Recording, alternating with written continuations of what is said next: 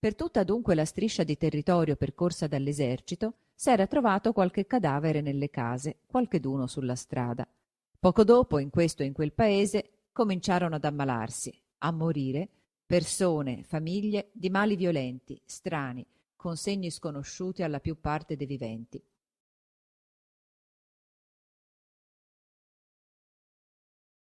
Tempo non ce n'è. È per questo che sto per firmare un provvedimento che possiamo sintetizzare con l'espressione «io resto a casa». Non ci sarà più una zona rossa, non ci sarà più la zona 1 e la zona 2 della penisola. Ci sarà l'Italia, un'Italia zona protetta. Ai mali s'aggiunga il sentimento dei mali, la noia e la smania della prigionia, la rimembranza delle antiche abitudini, il dolore di cari perduti, la memoria inquieta di cari assenti, il tormento e il ribrezzo vicendevole, tant'altre passioni d'abbattimento o di rabbia portate o nate là dentro. L'apprensione poi e lo spettacolo continuo della morte, resa frequente da tante cagioni, è divenuta essa medesima una nuova e potente cagione. E non farà stupore che la mortalità crescesse e regnasse in quel recinto a segno di prendere aspetto, e presso molti, nome di pestilenza.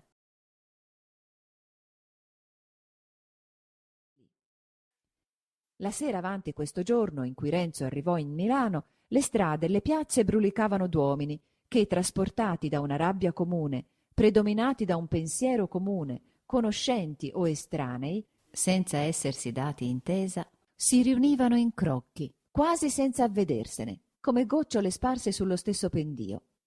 Ogni discorso accresceva la persuasione e la passione degli uditori, come di colui che l'aveva proferito. Tra tanti appassionati c'eran pure alcuni più di sangue freddo, i quali stavano osservando con molto piacere che l'acqua s'andava intorbidando, e s'ingegnavano d'intorbidarla di più, con quei ragionamenti e con quelle storie che i furbi sanno comporre e che gli animi alterati sanno credere. E si proponevano di non lasciarla posare, quell'acqua, senza farci un po' di pesca.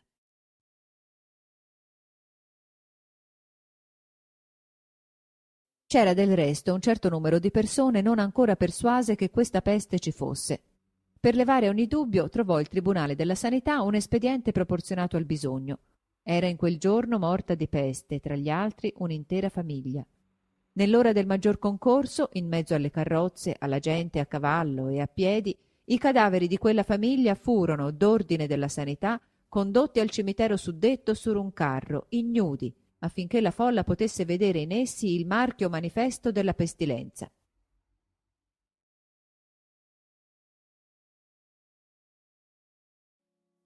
La processione passò per tutti i quartieri della città, a ognuno di quei crocicchi o piazzette dove le strade principali sboccano nei borghi e che allora serbavano l'antico nome di Carrobi, ora rimasto a uno solo, si faceva una fermata posando la cassa accanto alla croce che in ognuno era stata eretta da San Carlo nella peste antecedente e delle quali alcune sono tuttavia in piedi, di maniera che si tornò in Duomo un pezzo dopo il mezzogiorno.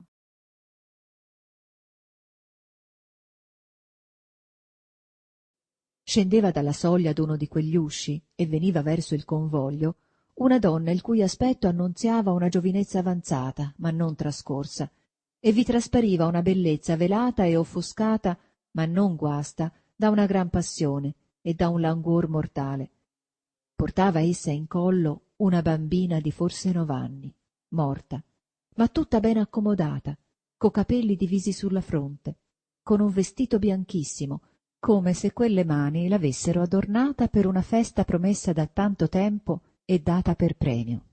Un turpe monatto andò per levarle la bambina dalle braccia, con una specie però di insolito rispetto, con un'esitazione involontaria.